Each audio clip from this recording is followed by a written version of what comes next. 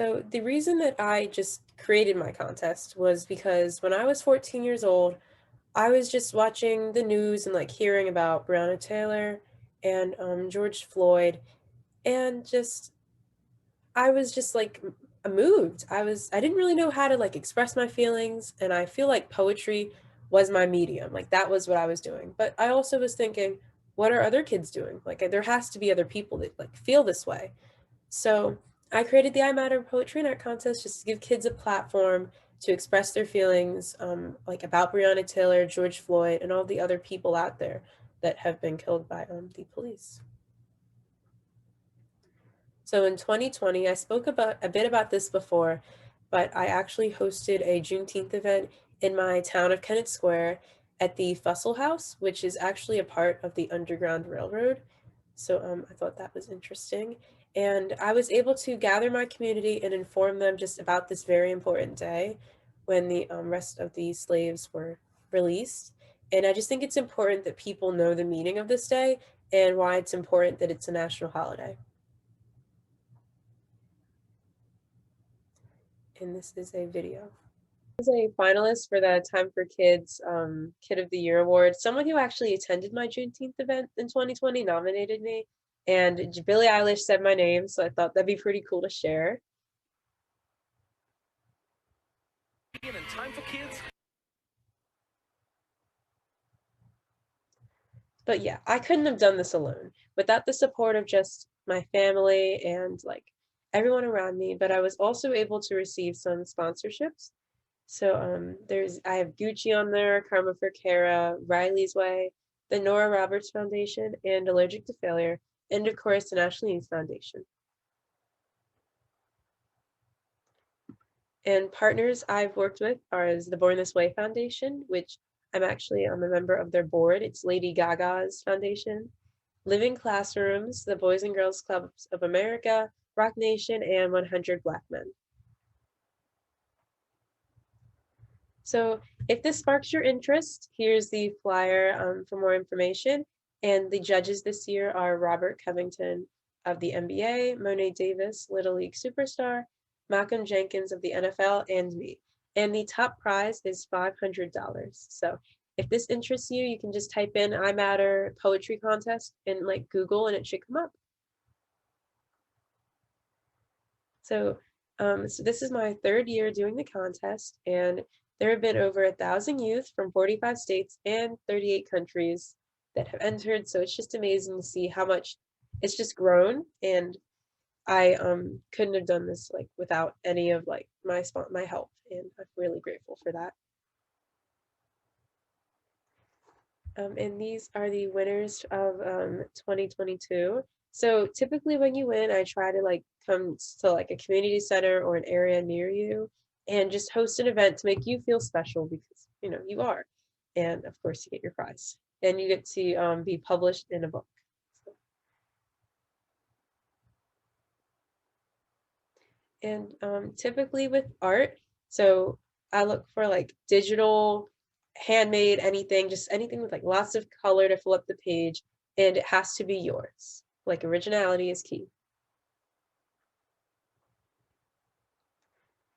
And these are a few more pictures from the event I was that was in the video that you saw, and yeah. And another event that I was able to do last year for Black History Month during February was a UCLA speaking event. So I was able to just coordinate and like work with people to just put this together. And these are some of the really nice things that people had to say about the poets and artists after the event. So people were saying like, y'all got this, good luck, you guys were amazing. It's just a really positive space. And I'm really glad that I'm able to create this kind of like atmosphere around my contest and just like around the people who enter. So how did I grow? I think the main thing that I like was able to grow on was public speaking, because when I was like 14, I was an activist, but I was more of a supporting one. Like I helped people when they needed volunteers. I wasn't really the one leading. So just through doing many speaking engagements like this one and just doing interviews and things like that, I was able to just become like better myself at public speaking. And I've also been able to meet so many amazing young leaders of just all ages. Like it's just so amazing how many people like exist that are doing awesome service work, and I love that. And I've also been able to read so much like amazing poetry. It takes a lot of time, but I love every single minute of it. I just love being able to read poetry like for fun. It's awesome. And traveling. So in April, I came to Minnesota for the NYLC conference, and I received the Youth Service Award. And I met so many leaders at the event. It was awesome. And yeah, so I've become more of an activist just by doing all of this, and you can too, just by acting on things that you see that are that need to be acted on in your community. So lessons learned. I I think the main thing that I learned is that you have the power to enact change. So I know that many people think that, I'm young, I can't really do this, I can't start a whole contest. Like that was what I was thinking. But then I reached out to like adults and different like groups and people just for help. And I was able to create this contest. So asking for help is an important part of just creating something because everybody needs help, even if you don't want to admit it. And I think creativity has also become very helpful for me because when I was first like advertising my contest, like I know when you're scrolling on like Instagram or like Twitter, you see ads that pop up. So actually those platforms didn't allow me to like, I guess like promote my contest because it mentioned Black Lives Matter and that was controversial. So I had to you take like a more grassroots approach to everything. And I would gather teams of volunteers from like my school and my community. And we would just like research just like libraries and different programs on the internet. And that's how we just got the word out. And also, technology is your friend. Use it to create social media accounts and use it to reach out to people that you want to work with and use that to establish connections. Yeah, so lastly, let's stay connected. So there's my Instagram and the National Youth Foundation. So on NYF, we post a lot of different, like if this project wasn't yours, there's like book contests you can enter and all kinds of fun stuff you can do. So if you want to stay up to date or if you ever need someone to talk to or just like need support with or need help entering anything, just reach out to me and I am there. So yeah, thank you, NYLC. And now I think it's time for questions. Yeah. So yeah, thank you everyone. Thank you, Isabella, for such an amazing, inspiring story. I think there's so much that people in today's audience um, can learn from all of the things that you've been able to accomplish, and maybe even take some things that they'll end up using within their own service learning journeys. So now we want to open up the floor for questions. So feel free to, if you have any questions for Isabella, to put them in the chat box, and we'll try to get to as many as possible. What is the first step for creating a community event? And also, thank you for all the positive messages in the chat. It warms my heart. So I think the first step, well, not I think, well, the first step to creating a community event is just finding someone to work with. I find it easier or like to work with a team of people. So I'm actually like, I have a Juneteenth slam poetry celebration tomorrow, and I partnered with my Kennett Library in town, and just together we were able to work for a couple months and just like perfect this event. So I find that working with other people that are also interested in doing the same thing as you is really helpful. So becoming confident in what I did, it took a while. Like when I was younger, it was just like I had 2 weeks off of school and then I didn't really see people for a while.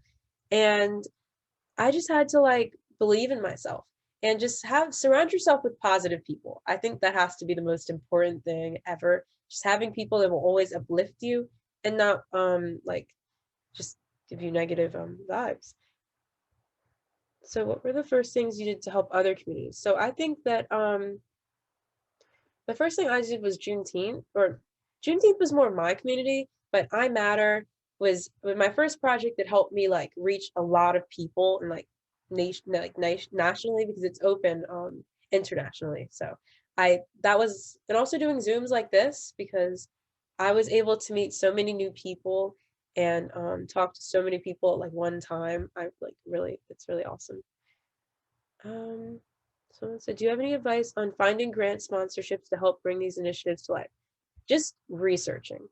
I have to say that I have spent a lot of time researching different grants and opportunities and awards to apply for. And even if you don't like think you're going to win, you should still apply because when I was applying for like the Prudential, I was really nervous because I knew it was like a huge thing that was open to so many people. And I still applied and I did everything. You just have to keep hope in yourself. And that's all I can say. So I think you mentioned you used to typically be more of a volunteer, not a leader. So what would you say was your first step? So I think my first step was just lots of practice. Like I know that I did speaking engagements and I wasn't really like that great. Like I wasn't really good at it. So I have done a lot of practice and prep with like family members and gotten like critiqued and doing stuff like that kind of helps me. And getting to my path though, I think just taking out every opportunity I have, like being able just like jumping at everything and trying my best even if it's something I'm not familiar with.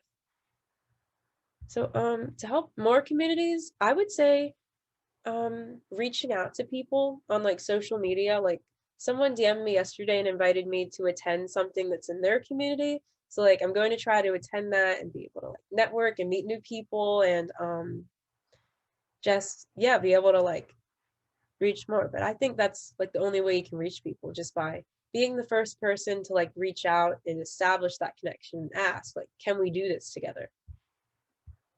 So how did I get my sponsors? Just applying for things and like grant processes and stuff. So how did you get the word out of what you do? So I got my word out on through National Youth Foundation's like website and just like post like emailing it to people like I was saying and just like through family, friends and like just like networking and stuff. My biggest obstacle.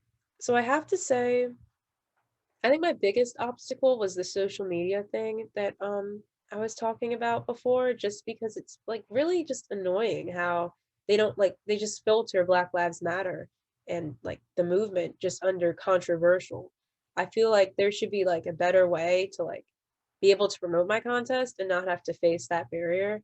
So that's something that I really struggled with. So what changed that made you want to become a leader and not only a supporter? So what changed for me was that I just began to saw I see people every day like on TikTok posting stuff that they do in their communities and people at my school and everything and I was just thinking I can take my contest and I can become like the forefront of like this poetry like I can do this. And it's I was definitely more shy before, so I'm really glad that like I was able to use this contest and social media to just become like myself now. And were there any influential individuals in your life? So definitely my mom. My mom started the National Youth Foundation in like 2017 and she was like just or she had co-founders also, but she all was just like had not done anything like this before and she just like took this idea and ran with it and was able to just create this awesome foundation and all from scratch and it was really just inspiring to see how she was able to do that and I'm really proud of her. So yeah, she was also my main inspiration that got me to make this. And also my language arts teacher freshman year, we did a lot of poetry and when I started using poetry to like just express myself and how I was feeling about the social justice movement, um, that was I was just really grateful that she was able to like open me to that. And I began speaking up because I realized that not enough people were doing it. I feel like during I feel like most people have seen this. So like during quarantine, a lot of people just posted like black squares on Instagram. Like, and that's good to do. It's just it's not doing that much. Like I think that I really wanted to get involved in be able to like create events and like have events and post these events and show people what I'm doing. Did you have any personal or mental barriers you had to overcome and able to execute this amazing idea? So yeah, I'm not really, I'm more of an introvert if I'm being like completely honest. Like I think I had to just overcome my fear of like overthinking everything I post and just like everything I do and being scared of people and what they're going to like reply. And you just have to fill yourself with positivity and stuff like that. Yeah. Believing yourself.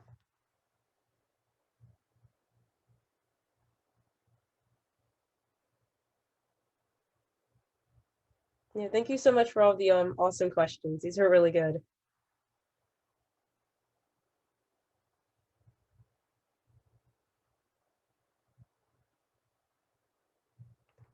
So I think that the protests, while I wasn't able to participate in them, I think that they're important that they happen. I just really don't like how people who were just trying to protest for change were being faced with like hate and like being gassed by the police and everything. It's just really it scares me that like people trying to like protest for change and like just create change are kind of being merged with people who like also riot and do stuff like that. So I think that they're good when they don't result in negative consequences.